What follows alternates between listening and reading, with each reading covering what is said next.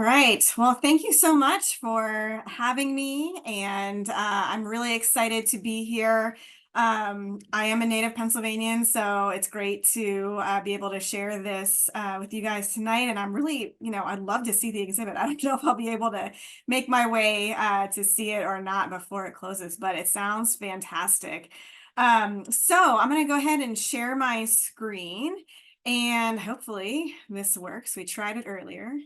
Um, and then I need to start my slideshow. Technology always, I get a little nervous whenever I have to share slides. But I want to give you guys a little bit of background about how I came to this topic in the first place. And honestly, it was way back when I was an undergrad at Juniata College, and I had 2 summers where I was an intern at the Huntington County Historical Society. And, with historical societies, especially smaller counties, you're really running on a lot of volunteer work. Maybe the record keeping isn't always, up to date. And those who had been involved in these organizations for a long time have a wealth of knowledge, and it tends to be locked inside, that person's brain and maybe not on paper anywhere. So one of my tasks for the summer was to go out into, the different areas where they had collections stored and kind of do an inventory of what was there, just to kind of locate things that we might have a record for in the database, but ultimately we don't know where it is on the property. So one of these days I went out into the carriage house, which is, an outbuilding by the Historical Society, where they had stored mostly, extra books for the gift shop and things like that. Well, and maybe some bigger artifacts. So I started opening boxes, making notes as needed. And then I stumbled across this carton that on the outside has a Thin Mints emblem on it. So I knew that this wasn't Girl Scout cookies, but I opened it up and I was kind of surprised to find a noose and shackles inside.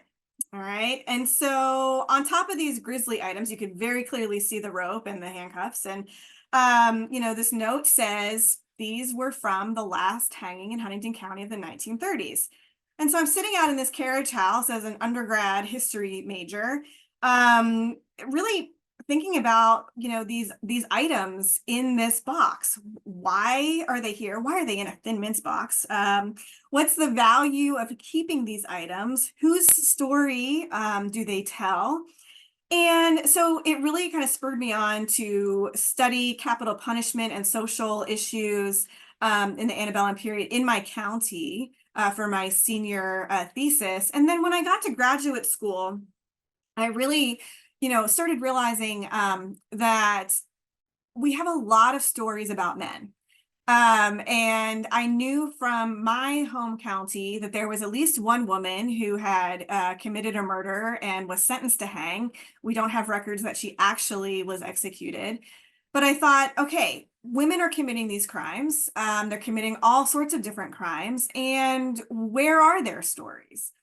And their stories are fewer. They're less well documented, but I really became convinced in my reading during my first couple of years in graduate school that their experiences matter, and they tell us something important about women's lives in this antebellum period, how they navigated, committing crimes, interacting with the criminal justice system, how they, experienced prison, but also the way that society thought about them. And ultimately, I wanted to recover their voices as much as possible, name them when I could, and allow their experiences ultimately to be heard and thought about again. And so what I found is that these women are not simply victims of this system, but really in many ways, and in many junctures along their path, they advocated for themselves. They resisted, and they used the societal notions of what a traditional woman should be, when they could use them to their advantage.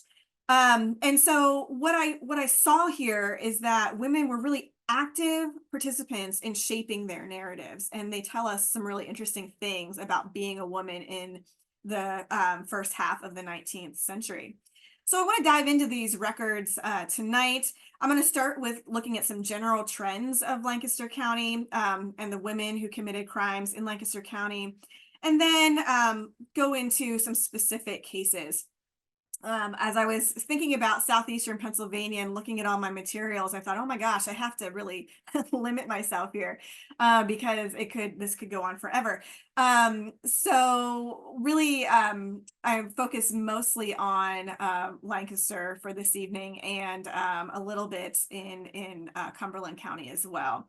But there are lots of other stories, and I talk about kind of broad trends in my book. So I pulled some charts from my earlier research because I spent a lot of time in county courthouses, historical societies, combing through these court dockets. And I looked mainly from 1820 to 1860 because I really wanted to focus in on this antebellum period because it's really an important time in American history when not only are we having kind of solidified views of how kind of quote unquote traditional womanhood should look. Granted, this is a middle and upper class white notion. You know, they're at the home, separate spheres, cult of domesticity, right? So those are forming societal views of womanhood. It's also a really dynamic time in Northern society in particular with the influx of immigrants from Europe, the flight of enslaved laborers who are seeking freedom and heading north. So we have all of these kind of political, racial, ethnic tensions that are building, and we see these play out in a variety of riots and disturbances. And then it's also a really important period in prison history itself, as we see kind of the development of penitentiary systems. And so with Eastern State Penitentiary in Philadelphia opening in 1829 and Western State Penitentiary in Pittsburgh opening similarly, you know, we're really seeing these robust debates about how to punish, how to reform. And so I really wanted to kind of focus in on these particular decades. So I looked at these 4 decades and I chose 16 counties. I didn't do every county in Pennsylvania. I looked at the 3 kind of urban centers of Pittsburgh, Harrisburg, and Philadelphia, and some surrounding counties. Some of it had to do with where the sources were located and what was still available. We've had fires and floods in Pennsylvania. And so certain counties don't even have some of these records anymore.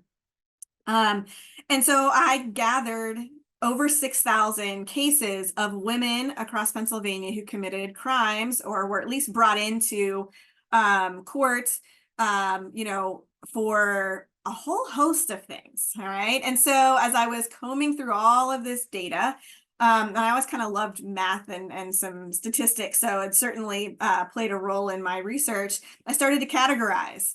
And so for each county, I looked through, you know, the names and what types of crimes they were coming into court for.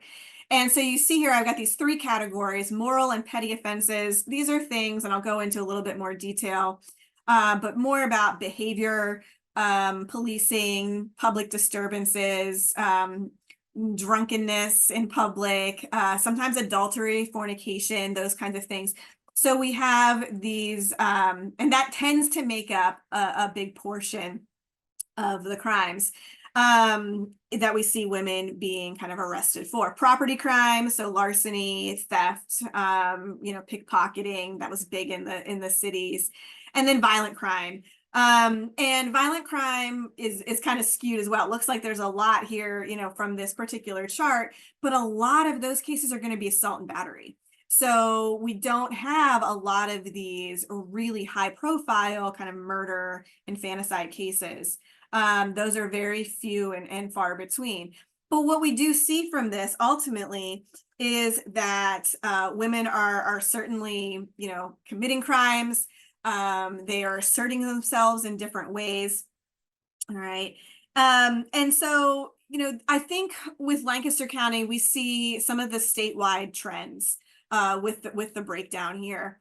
where essentially, we've got more than half of the crimes kind of falling into, this moral and petty category. And, oftentimes it seems like the emphasis on these types of crimes that we now would consider, not even worthy of a ticket in certain situations.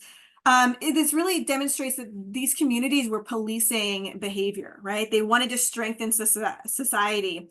And you see this, particularly in newspaper articles. Philadelphia's newspapers were great because they have daily reports. And so you have kind of columns of these court cases. And you can see the numbers of women kind of coming into contact with court systems, and they make judgments on these women.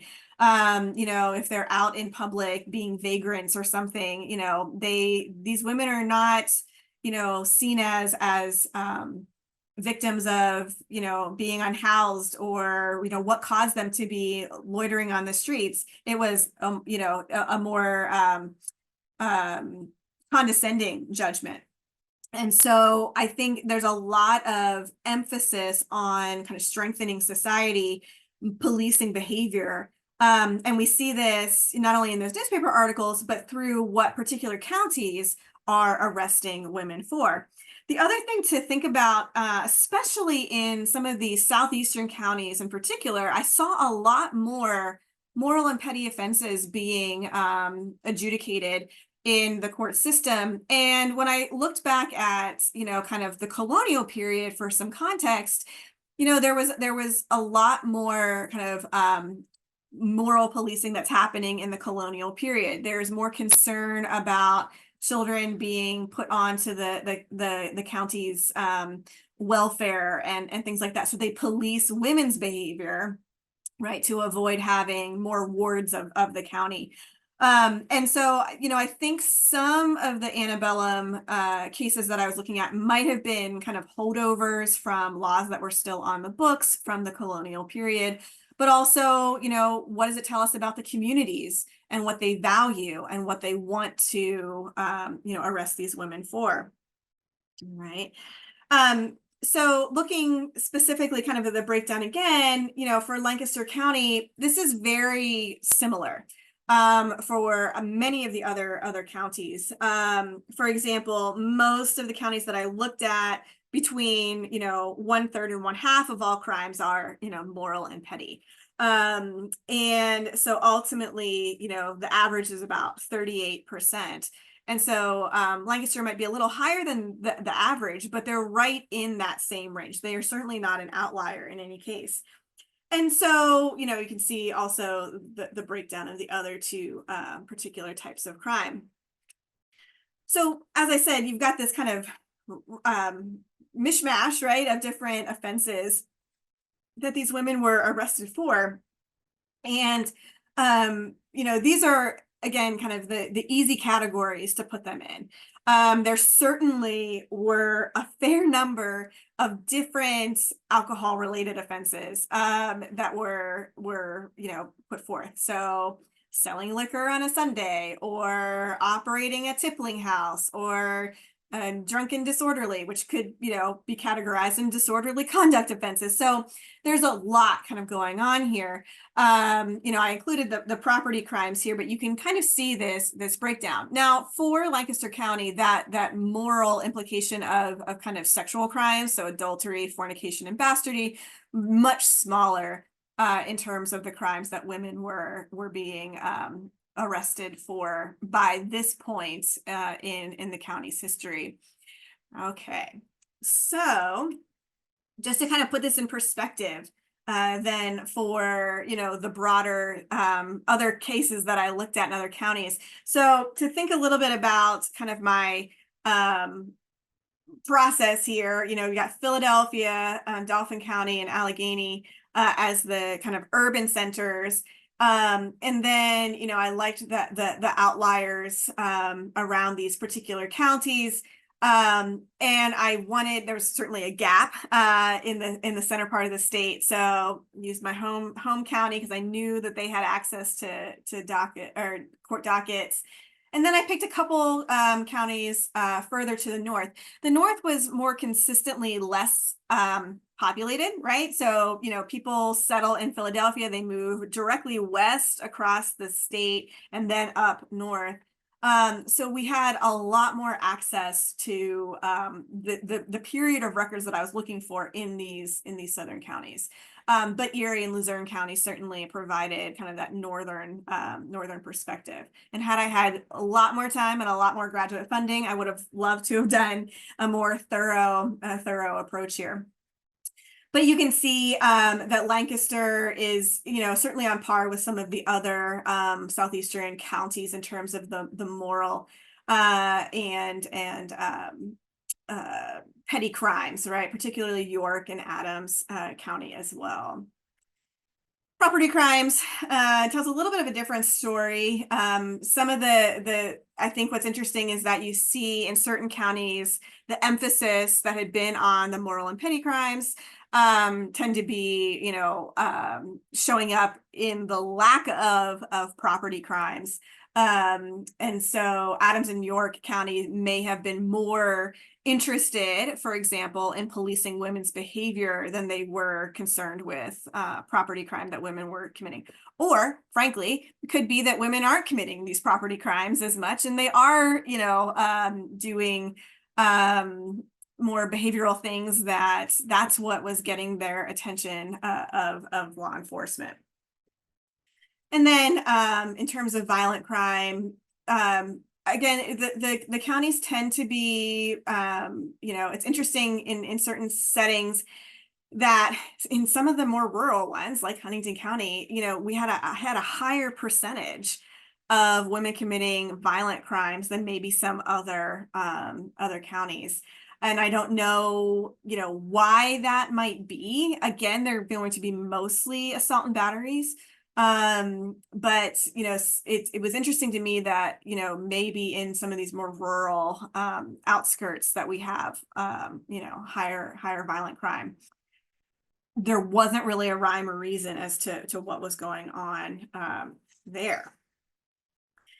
So what these tend to tell us really is, kind of giving a corporate biography, if you will, of what women were doing, how they were, what kind of crimes they were committing, what the communities that they were living in valued in terms of what they wanted to police. And the problem with just looking at these numbers is that we don't really have a whole lot of their stories, especially for these smaller crimes, right? It's when we get to violent crime, that's when the newspapers provide us more detail. That's when, we might see something actually go to trial and you have trial records. And so we have a much better sense of who these women were when they commit the more heinous crimes. But I found it really important to kind of see, what else are they doing? What are they getting arrested for? And why might that be? Right. So for women who are, getting arrested for pickpocketing in Philadelphia or Pittsburgh, for example, right? What does that tell us? Is it a thrill thing? Is it, something that demonstrates their need? We see a lot of larceny out of Philadelphia for things like a loaf of bread or a piece of cloth or a pair of shoes, which suggests that, they're not just hardened criminals who are doing this to get wealthy. They might be doing this out of necessity. And so certainly class, I think, plays a role. Your social status plays a role in why, as a woman, you commit crime, and ultimately how that affects you as you move through the system. So the individual voices of a lot of these women tend to remain silent or very fleeting in the historical record. As I was looking through these court dockets, I could see, a couple lines and it may say, Truebill indicted, may give, information about what happens if they went to trial and were convicted, what their sentence is. I was able to then track them in prison records, especially if they went to the penitentiary. But for many of these women, that's their moment, right, in the historical record. We don't have their names in census records until much later in the 19th century. It's the male head of household, and then just a list of who's there by sex and age, and so we don't have their names. And so even though we don't have their voices, even though we don't have all of their names, I wanted to get kind of a collective picture of crime patterns and what they were doing. Now, when we look at violent crimes, however, we definitely are able to kind of dive in here a little bit more. So this, I out of my whole set of data, right, I had about 1900 plus violent crimes, and you can see over 1800 of them were assault and battery. Okay, so most of those were certainly fleeting encounters when someone pressed charges. But when we look at these crimes, these are the ones where we really see people concerned that women are breaking those social norms. They are putting themselves outside the boundaries of acceptable womanhood, right? Because especially if you go down past that first line, right, everything else is really aggressive, heinous. And so for people who are, really focused on this notion that women are always maternal and compassionate and passive and weak and peaceful and the angel of the hearth kind of ideas, this was shocking. And in a lot of these cases, the towns don't know what to do with this, right? And so what they end up doing is considering these women monsters, less than human. How could they be women, right, if they commit these types of crimes? But what's really interesting is when you dive into these cases and you're reading newspaper articles, court records, you still see how the norms of womanhood play a role in the trials and how the women purport themselves, right? And even in the motivations of their crimes. So the things that drive these women to commit crimes show, they are not monsters. They are fully human.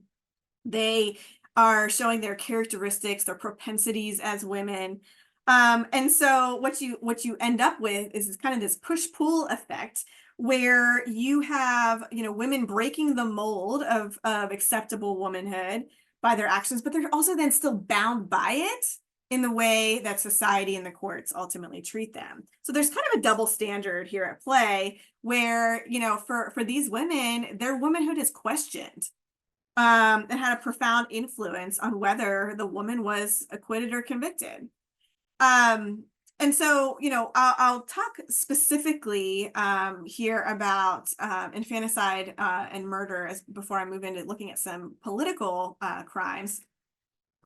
So when I broke down this set of statistics, again, very small number, and this is a span of 40 years and 16 different counties, but this particular crime is considered, certainly heinous due to the fact that women were supposed to be, maternal, right? And the caregivers.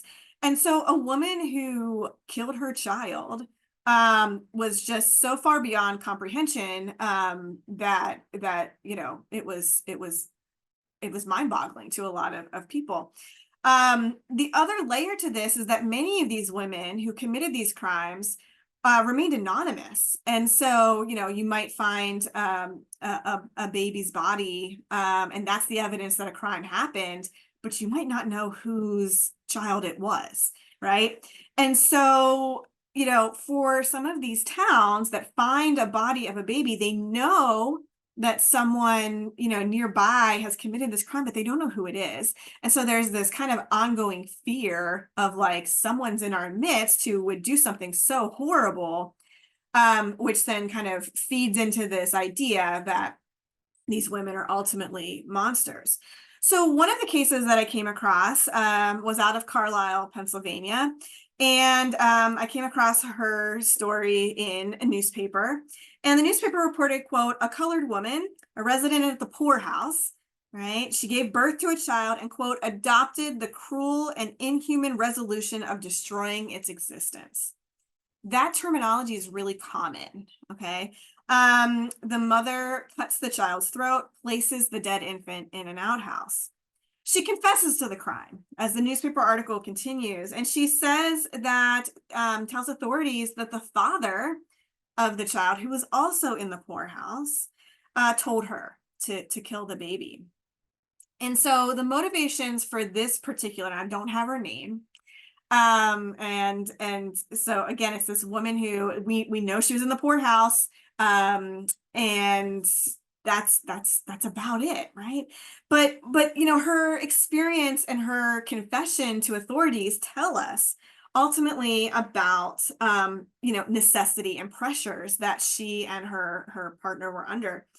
And so for this case and other infanticide cases that I came across, whether it was in, immigrant women in Philadelphia or mothers across the state, in many cases, when there was more of a trail of paper to kind of explore this crime a little bit more, there is a level of necessity.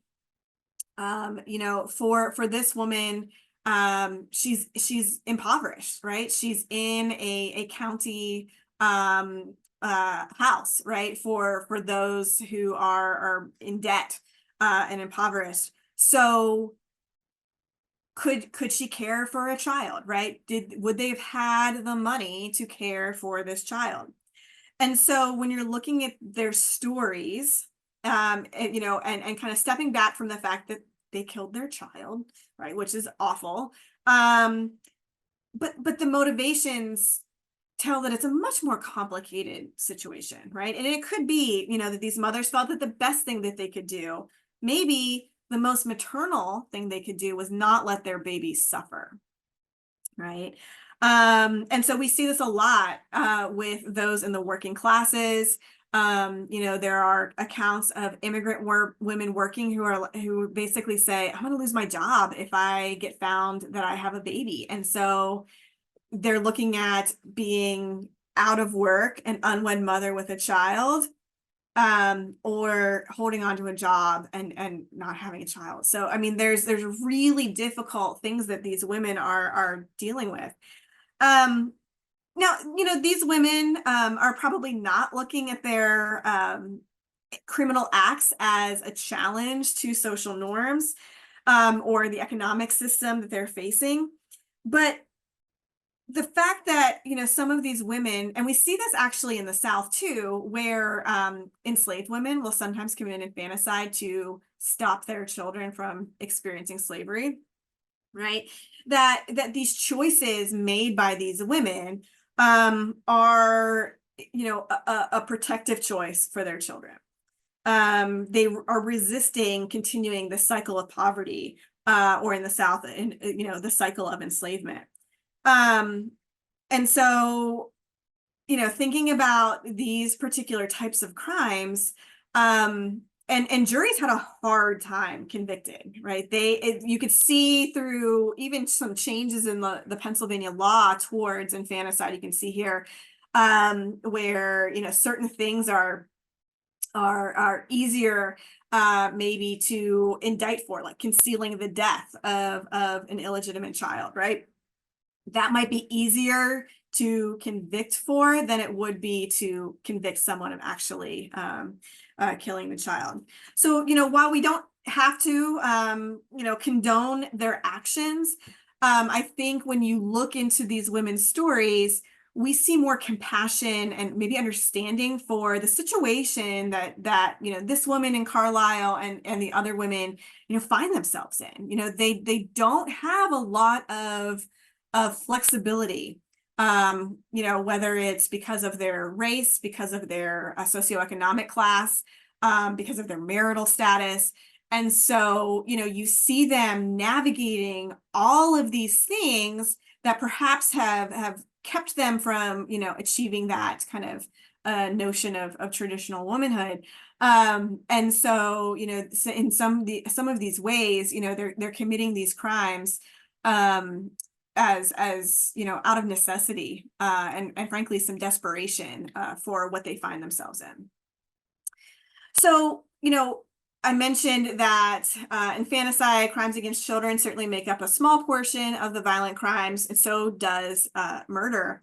And murder is often seen as a masculine crime due to the inherent violence, and yet we know women committed murder.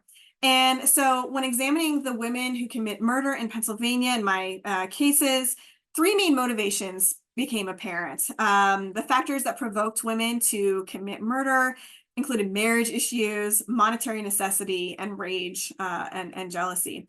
And a lot of these cases are domestically related, where women are ultimately killing their husbands. All right. And so these cases, again, kind of shock the community because once again, this violent crime is happening within a domestic sphere. And it's being perpetrated by a woman who is supposed to be the passive of the two in this relationship. So, as was mentioned by Mabel at the beginning of this talk, Mary Jane Sebastian, her case provides a really interesting, very complicated example of this. And so in November, I have an image here of the county prison where she would have been incarcerated, at least for part of the time. So in November of 1857, Mary Jane Sebastian was put on trial for murdering her husband, Henry Myers Sebastian, in Marietta. The defendant was young. She was only 17, and we know much more about kind of development of young adults. She was a light mulatto, and the newspaper said she was rather good looking. Right? We don't have a picture of her, but yeah, that's what we know. So Mary Jane administered white arsenic to her husband over the course of several weeks. And the prosecution stated that her motive was, quote, a dislike for him and the object to get rid of him. So a local man, James Armstrong, was identified as African-American, testified that Mary Jane had confessed to the crime. According to Armstrong, when word got out that she was arrested, he spoke with her and asked her about her involvement. And in response, Mary Jane was apparently very frank, stating that she had poisoned him by purchasing arsenic at a local drugstore and dosing her husband in his coffee. When Armstrong then asks if she was sorry, Mary Jane replied, quote, I was in a passion. I was angry at him at the time I did it. Armstrong later testified that Mary Jane and Henry had only been married a few months, really did not seem to get along. He also stated that the, quote, slow dose or the poisoning over a period of weeks was, quote, prevailing custom among the Blacks, especially in the Southern country, to poison each other. Others in the trial testified to Mary Jane's behavior. Henry's sister took the stand, described her brother's physical condition, stating that he, quote, vomited green stuff. And she told Henry's wife that he was dying, and Mary Jane replied to her, quote, oh, let him die. So these are the quotes that are being, put forth in at least from the newspaper perspectives. Mary Jane's mother, Nancy Patterson, testified that her daughter was, quote, dumb and simple, probably because Mary Jane, quote, had been living so long among the Dutch, which is a really interesting line in these records.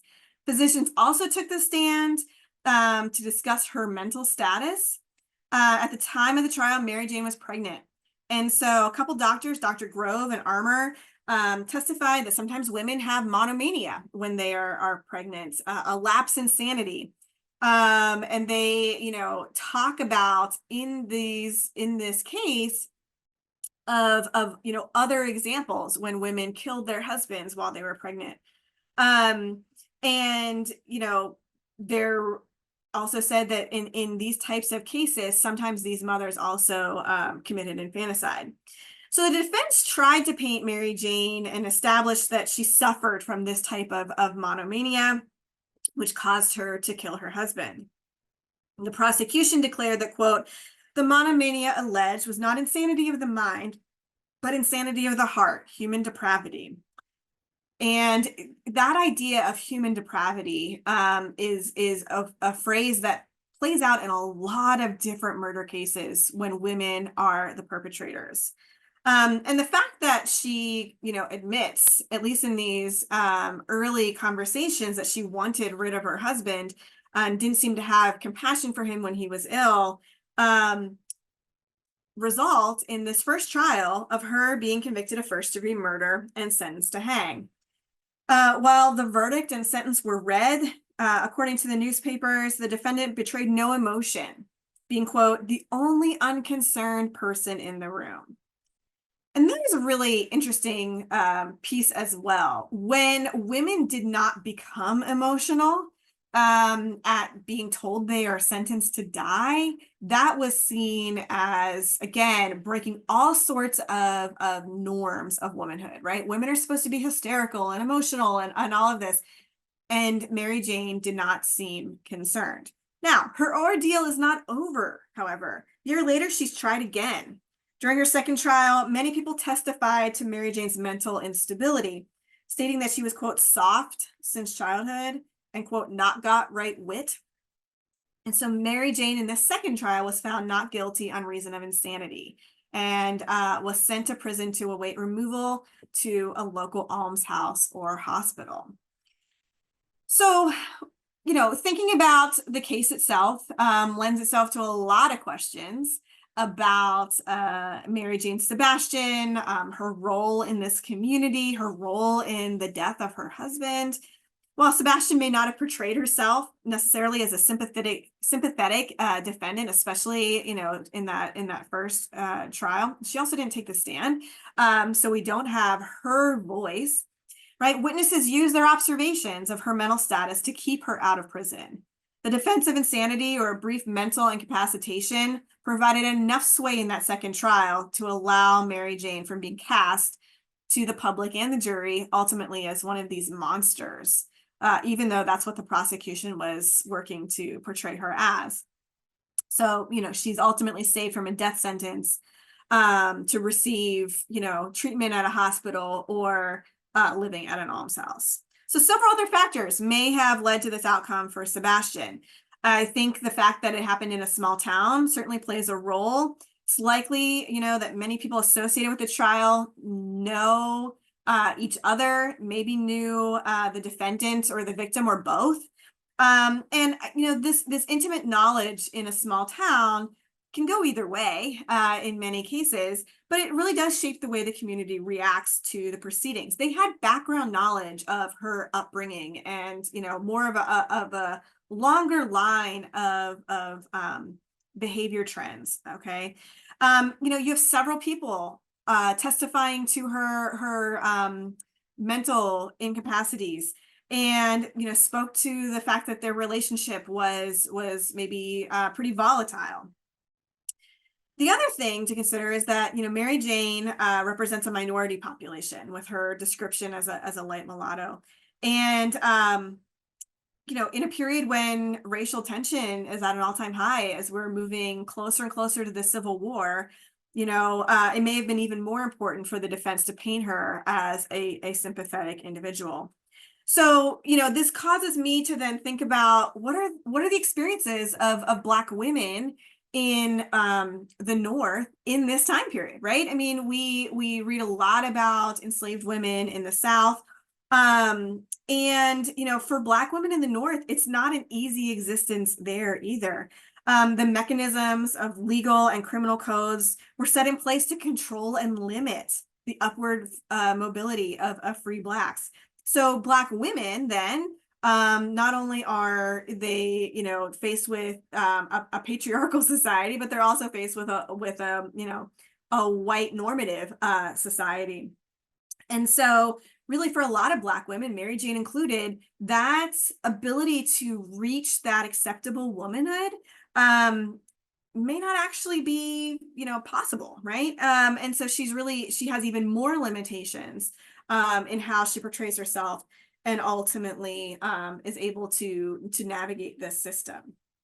Right. So there are lots of historians that have kind of talked about, this struggle where Black women in the North, they could try to live up to the standards set by white society and ultimately fail or reject it altogether. And in many cases, that is, if you reject it altogether, that's in a way kind of liberating. Now, we obviously have no way of knowing what Mary Jane Sebastian thought about, gender ideology of the 19th century. But what's interesting is we can see that she actually approaches her experience very similarly to other cases of poisoning that were committed by white women. So, she uses a poison to end her marriage, right? This is very common. You don't need kind of physical brute strength. You just kind of slowly make someone sick with poison. And so what's interesting is that the connections between Mary Jane and other female criminals are because they're women rather than because she's Black and others are white, right?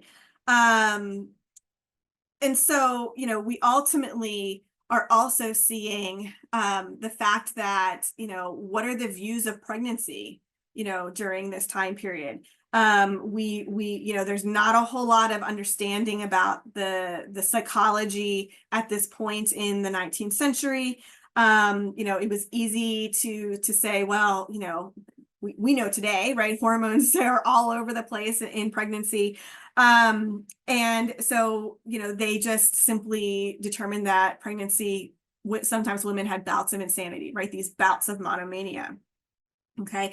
So in that respect, right, she is placed within kind of the norms of, understanding of women's experiences within pregnancy. So hers is a really complicated case. It probably raises more questions than provides answers.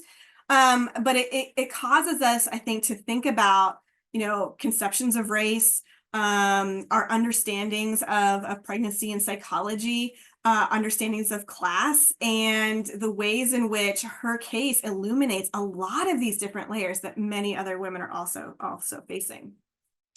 I also think her case is a nice segue ultimately into thinking about crimes of a political nature in southeastern Pennsylvania. And when I was doing my research, I was finding these accounts of women being part of riots, whether it's labor riots, immigrant riots, and in southeastern Pennsylvania in particular, we have fugitive slave riots. And so I want to talk about two of those today. And, southeastern Pennsylvania, right north of the Mason-Dixon line, was a haven for freedom seekers, throughout the antebellum period.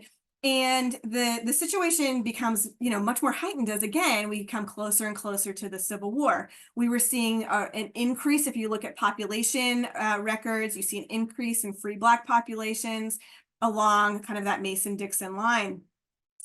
And, by the time we hit the mid 1840s, right, that number of freedom seekers heading north of the Mason-Dixon line is increasing as well. Now, with these women who get involved in the slave riots, I mean, and frankly, these other riots, what is interesting to think about is that, yes, they're committing crimes, right? They are whether it's disorderly conduct or causing a riot or assault and battery. I mean, there's all kinds of layers to what they're doing. These actions are very much tied to a political, motivation. Right? They don't have the ability to go vote. And so I was looking at these actions and these crimes as a way that they're showing their political activity. And, these women are rioting to protect their families, to protect their homes, communities. right? And so these actions demonstrate political behavior and give them a voice that they don't have in the more traditional settings. So we see in southeastern Pennsylvania, as these free Black communities are growing, these kin networks are growing, communities become, other elements of kind of fictive kin, right? You might not be blood related, but you have some shared experience, or at least feel some safety in numbers in some of these communities. And so these very tight-knit communities play a really important role in the two cases that I'll talk about. And they're very famous cases, so you probably have heard of these before, but I'm going to go chronologically here, and look at what becomes known as the McClintock riot in Carlisle, Pennsylvania. So this case happens June 2nd, 1847 in Carlisle. And at this point, what's remarkable about this case is that Pennsylvania had put a new law into place, really, that basically prohibited officials from upholding the Fugitive Slave Law of 1793. Okay, so they could be held liable if they returned Black freedom seekers to slavery.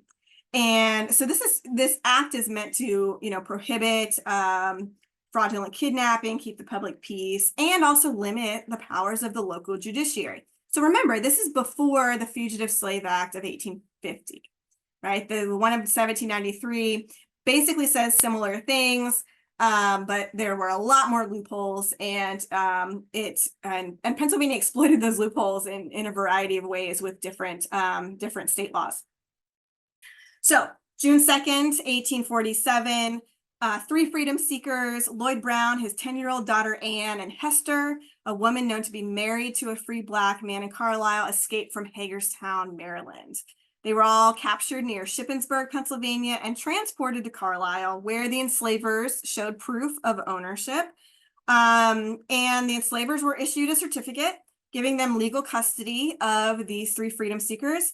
And the Carlisle officials actually allowed law enforcement to keep these three people in the local jail until they could be returned to Maryland. Well, in Carlisle, the free Black community was well aware of what was going on. George Norman, the husband of Hester, quote, tried to snatch her away as the sheriff was taking the three to jail. He failed to do so, but left a group of Blacks, mostly women, quote, who milled around the jail in an angry mood while the prisoners were taken inside. So the day wears on, and by afternoon, more trouble is brewing. The crowd shifted from the jail to the courthouse, which you can see a picture here, awaiting a habeas corpus hearing at 4 p.m. At the trial, quote, a large crowd of infuriated Negro men and women gathered in and about the courthouse, who evinced by their violent conduct a disposition to rescue the fugitives by force. The judge basically says these three should not have been imprisoned, but that the enslavers had a right to their property. So what's interesting is that in this, in this trial, you've got this free Black population that is outside, ready to rescue these three. They're hearing this information, they become increasingly agitated, and they try to rescue Hester from the prisoner's box. There's a threat to shoot people who are jumping into the fray. And this is where John McClintock, Dickinson College professor, realizes that the judge and the lawyers, they don't actually know that 1847 new law, and that really all law enforcement and the judges have kind of broken it by this process. So even after they're told about the law, a riot breaks out. And what's really interesting to me is that in the testimony of this trial, or of this riot, this is where you see women really getting involved. Quote, Norman and some women grabbed hold of Hester to free her. Other women, a woman named Anne Garver, had gone after one of these enslavers. Quote, a general rush was made on the slave owners and the constables by the Negro men and women. A frightful melee ensued in the street, in which some minutes Paving stones were hurled in showers, and clubs and canes were used with terrible energy. Hester and the little girl escaped. Lloyd Brown was ultimately taken back to Maryland. So as a result of this melee, John McClintock, along with 28 other men and women, were causing a riot. The historical record's a little unclear as to the number of people actually arrested, indicted, or actually tried. But among this, vast number of different records, what I found were 9 women. And in the trial testimony, when McClintock is charged with, causing this riot, a lot of the testimony points to the women's direct action. Willis Folk, a young doctor in the town, stated that he, quote, saw, quote, 4 or 5 colored women and several young colored men coming up the steps, one after another in Indian file, coming towards the courthouse with, quote, a firm step and an apparently determined countenance. Folk continued, he names Hannah Decker as one of the rioters, and said that she had a stick in her right hand, at least 2 feet long. And she tried to hide it as she was coming up the steps of the courthouse. Another witness, Samuel Smith, stated that outside the courthouse, quote, there was a woman near the carriage with a club who he identified as Elizabeth Boone. Other women went after the carriage. A woman named Susan Hunter held the door closed, quote, doing all she could to protect the freedom seekers. Susan Hunter was also seen with stones in her hands and was heard to say that she would, quote, fight in blood up to her knees for her color. Other women were especially vehement about their cause. Sophia Johnson was heard to have said that she would knock down the first man who came into the alley. Multiple witnesses had no doubt that women were in the thick of the fighting to free Hester and Anne. One of the deputy sheriffs took to the stand and said that the women were considerably troublesome, going even so far as to threaten him. He, on the stand, says, quote, a great deal of warmth used by the colored women toward myself, by Clara Jones, Celie Lawson, Ann Garver, and a number of others. Susan Hunter and Elizabeth Cribbs were, quote, seen to be, quote, busy with their tongues. All right. So it's interesting that they're not only physically part of this riot, but they are verbally, what the deputy sheriff would say is verbally assaulting him, but they were very active in their thoughts on this riot. Some of the women even take the stand themselves. So they provide, their own voices, which is pretty incredible, again, to have Black women taking the stand here. What's interesting is their version of events downplays the role of women, perhaps as a way to limit the legal consequences for their actions. Violet Johnson, Jane Jefferson, Elizabeth Warfield say that Mrs. Garver, this is Ann Garver, was frightened of going into the crowd and simply was in the area looking for her husband. They said that she didn't do anything wrong and didn't have any weapons. In fact, these women on the stand claimed that, quote, the Negroes did nothing, and that the, quote, Negroes did not strike, throw stones, or do anything else. Right? These women claimed that the escapes were of the freedom seekers' own volition and own doing. Some are even saying that some of these women were inside other houses during this riot.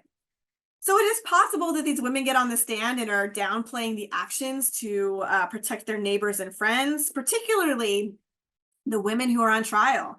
They could easily have been convicted, perhaps, from this other testimony. Protection of their community is kind of paramount here. And especially in an era and a geographical region where freedom is fragile for Black Americans. And so, these women getting on the stand and saying, no, my friends didn't do anything, I think it's really quite telling.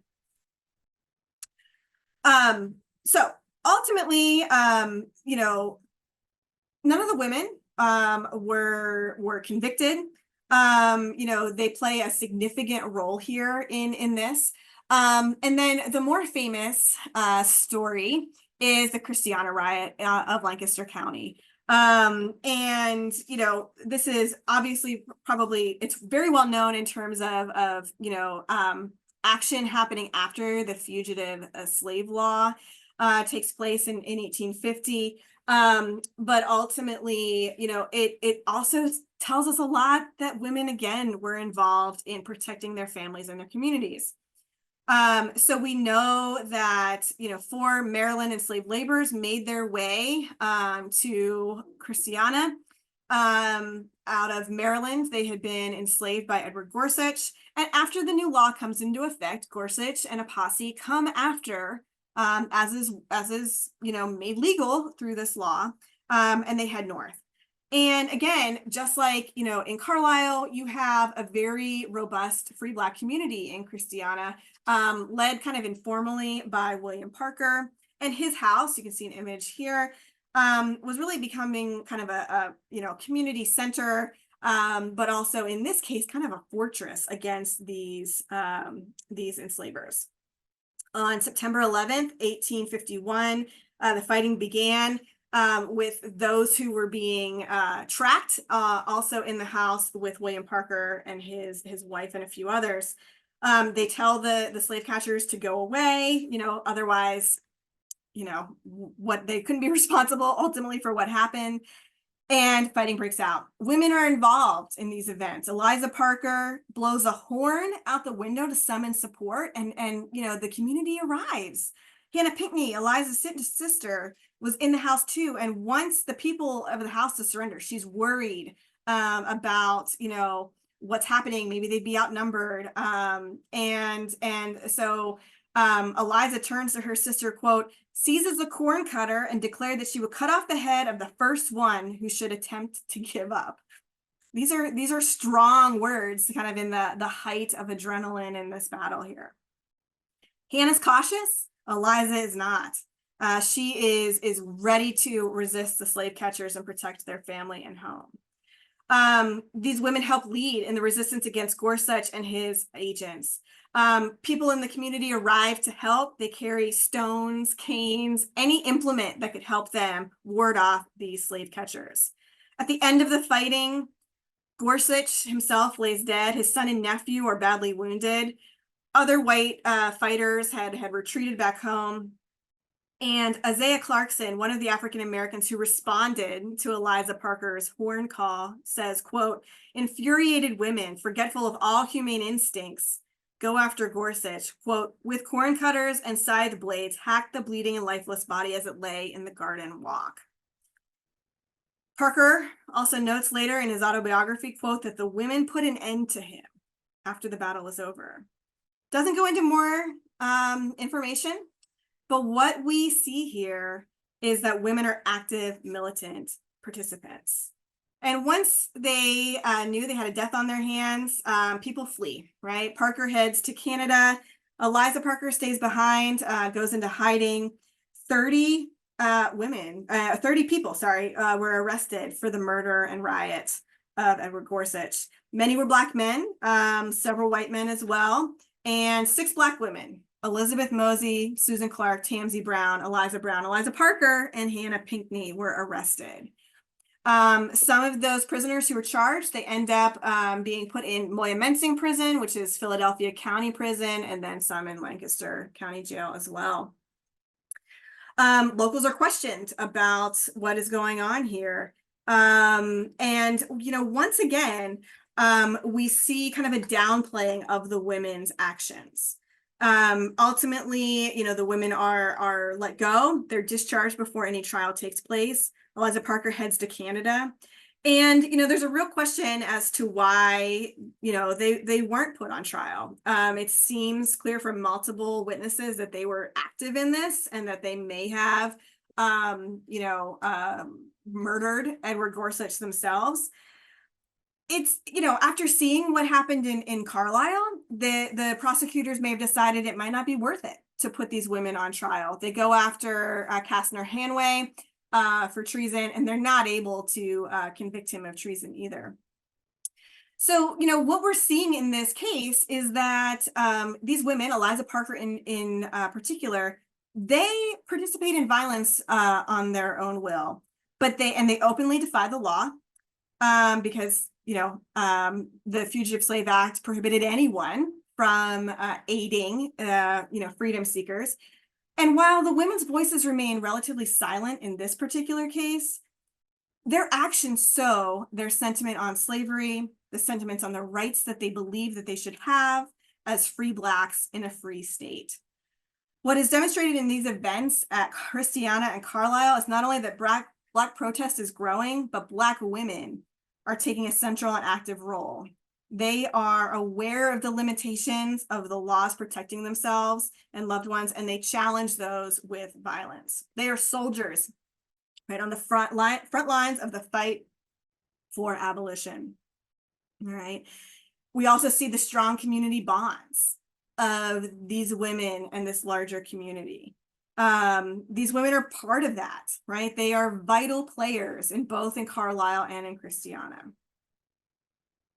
And finally, I want to touch briefly, really briefly, on their experiences in prison. I could talk forever on these things. And so, you know, if women are convicted of a crime, right, and sentenced to prison, they have a couple of possible paths. One is, depending on the crime, you might be sentenced to a county jail. This is generally for less than 2-year sentences. If you are convicted of a violent crime, you're likely to go to the penitentiary. And Eastern State Penitentiary opens in 1829 in Philadelphia. And so if you are convicted in Lancaster County or much of southeastern Pennsylvania of a violent crime or given a sentence of more than a couple of years, the likelihood is you're going to Eastern State. It housed both men and women. The first women are 4 African-American women in 1831. And so the majority of women, though, that we see going to prison are really going to probably either pay a fine or be sent to a county prison. And those conditions varied widely. So in Eastern State, the ideal was that you would be in an individual cell and an individual exercise yard, and you were in your cell basically 23 hours a day. You did artisanal labor in your cell. That's the ideal. It doesn't work. Women who are in this prison are out doing all sorts of things, all sorts of work that they shouldn't be asked to do in this prison. They also find that, you know, this is isolation, right? It's solitary confinement, and mentally a lot of people don't do well with that. And so this becomes a kind of problematic approach to imprisonment, but they hold on to it for quite a long time. And women are certainly, imprisoned in these same conditions. The county jails, though, are much more kind of varied. Whereas this is very disciplined. There are reformers that go into Eastern State and Moyamensing. Women are in that prison as well. They send chaplains in. They have female prison reformers who go in and work with these women. They are able to set up basically a halfway house called the Howard Institution in the 1850s to kind of get women back into free society. But if you're going to a county jail, you're not going to have that same type of discipline. Now, larger counties, Lancaster County's jail, for example, is pretty large, pretty well established by the image there, and those aren't going to be quite as bad. But for many counties, filth and chaos are the order of the day. There's not really an emphasis on reform. We have Chester County and York County here as examples. These also, again, are bigger than what we generally see. I mean, the county jail in Huntington County is tiny, right in the downtown. And in many of these counties, that's what it's going to be. The jailer literally lives in the house in the front. The incarcerated people may be, in kind of a back wing. It's really, certainly not established for any type of reform. In Chester County, a report says that, quote, male and female prisoners are confined in separate apartments, having no communication whatever between them. The construction of the prison is such that criminals and debtors, juvenile and old offenders, have to mingle together both day and night, all having the privilege of the yard from sunrise to sunset. So while they're separated during the day, right, separated at night, during the day, they're interacting with each other. And that leads to all sorts of potential issues. Prisoners were given 1 pound of wheat bread per day at Chester County. In York County, inmates dined on bread and water and provided with chaff bags and blankets for bedding. There's no indication about women and men being treated separately or differently. And, you know, prison officials who are, and reformers who look at these different prisons and they're reporting on these conditions basically say oftentimes the sheriff is feeding the prisoners, you know, from the same food that his family's eating, right? The wife is going to be preparing it for the inmates. Oftentimes is letting them out of the cells into, you know, a yard or something. And this reformer William Parker Folk says, quote, "Besides, it is not his fault that the prisoners are together. He only has 4 or 5 rooms, and yet there are often 20 or 30 persons under a commitment at one time, white and black, male and female, old and young." So, you know, these institutions are not funded well enough. They're overcrowded, similar to things we see, you know, with issues today. And, you know, the reform is just not there to provide separate facilities for men and women. All right. You might have more discipline and reform in the state penitentiary, but you're not going to have that at the county level. You know, because of the inconsistencies in the county jails, so those records are really sparse. We can imagine that Mary Jane, Sebastian, the women from the Christiana riot and others, you know, may not have had the best accommodations in the Lancaster County Jail while they're awaiting trial or being being moved to a hospital. So, you know, in conclusion, these women who become entangled in the legal and penal systems in Lancaster and the surrounding counties, they play active roles in their journeys. And even though the historical record is fleeting, their experiences warrant attention. While they chose to commit crimes, the motivations behind the crimes reveal really much more about the state of women in the antebellum period. Social limitations, expectations restricted how much legal voice these women have to get out of marriages, survive and provide for families, or protect loved ones. These limitations are even more restrictive if the women are Black or poor. And yet the women use their womanhood, consciously or subconsciously, to their advantage in many cases at the trial stage of their experiences, playing into those notions of feminine weakness or passivity, downplaying actions of their compatriots to protect them. And this has an impact on how lawyers and judges and juries view them. So whether or not they spent time behind the bars of jails or penitentiaries for their actions, these women defy easy categorization and show that women had voice and power to shape their narratives. Thank you.